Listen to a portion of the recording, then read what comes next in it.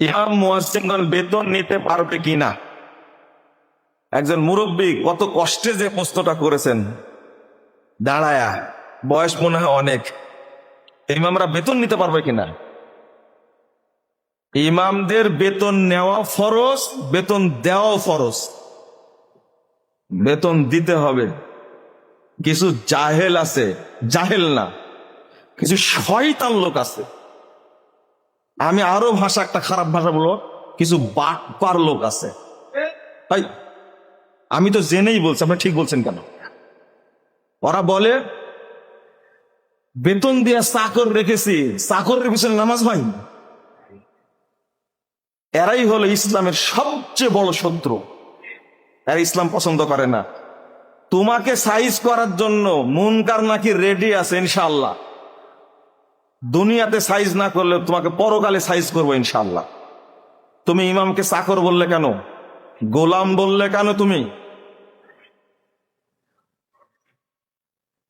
তুমি হজ করতে যাও না? শেখ আব্দুর রহমান সুদাইসি তোমার টাকার গরমে হজ করতে যাও, আব্দুর রহমান সুদাইসিকে সালাত পড়ো কেন? আব্দুর রহমান সুদাইসিকে বেতন দেওয়া হয় কত তুমি জানো? তুমি নিজের মসজিদের ক্ষেত্রে 100 আর কাবা নববীর ক্ষেত্রে 100। তুমি তো দাজ্জাল। এই সমস্ত বাজে ফালতু ফতোয়া দিবা না, খবরদার। তুমি যত বড় পণ্ডিত হও না কেন, শরীয়তের ঊর্ধ্বে কেউ না পৃথিবীর। আল্লাহর নবীও শরীয়তের ঊর্ধ্বে না। তুমি না জেনে ফতোয়া দাও মানে?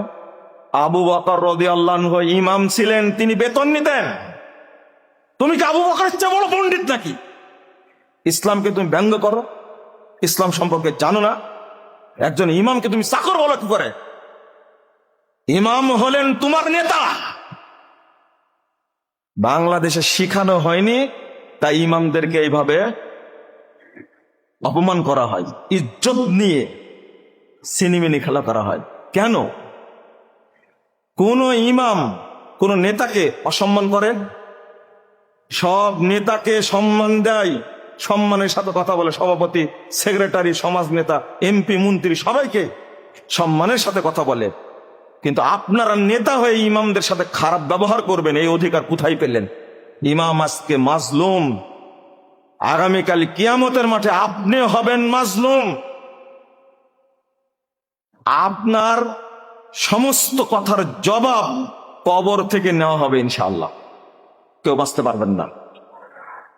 ইমাম বেতন দিবেন না, ওকে ভিক্ষা করে খাবে?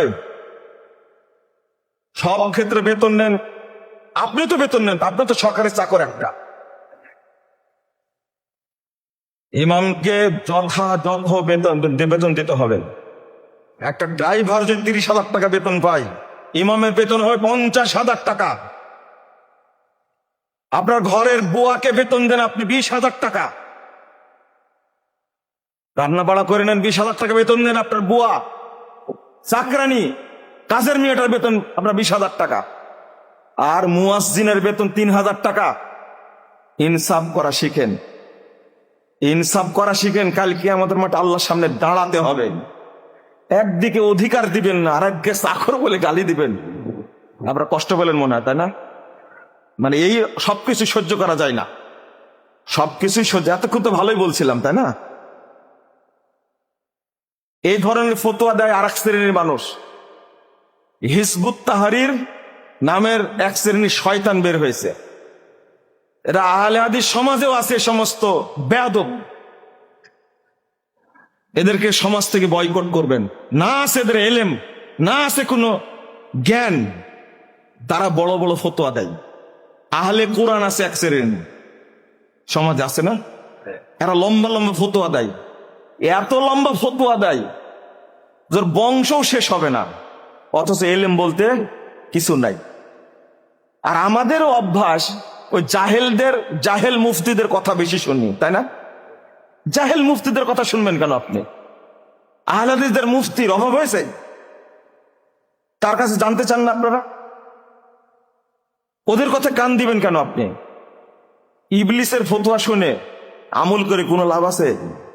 ইবলিস কিন্তু অনেক জ্ঞানী, বুঝেন না? সবচেয়ে জ্ঞানী কে? ইবলিস।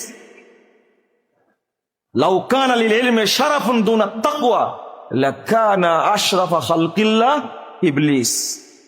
একটা কবিতা, যে যদি তাকুয়াবিহীন এলেমের দাম থাকতো তাহলে আশরাফুল মাখলুকাত হতো কে? ইবলিস। ইবলিস সবচেয়ে জঘন্য, ওর এলেম থাকার পরে কি জঘন্য। এই জাহেল মুফতিরা যদি কোরআন সুন্নাহ বিরোধী ফতোয়া দেয়, ওরা যত বড়ই আলেম হোক না কারো, তারা হলো ইবলিস। এগুলো শুনবেন না, খবরদার।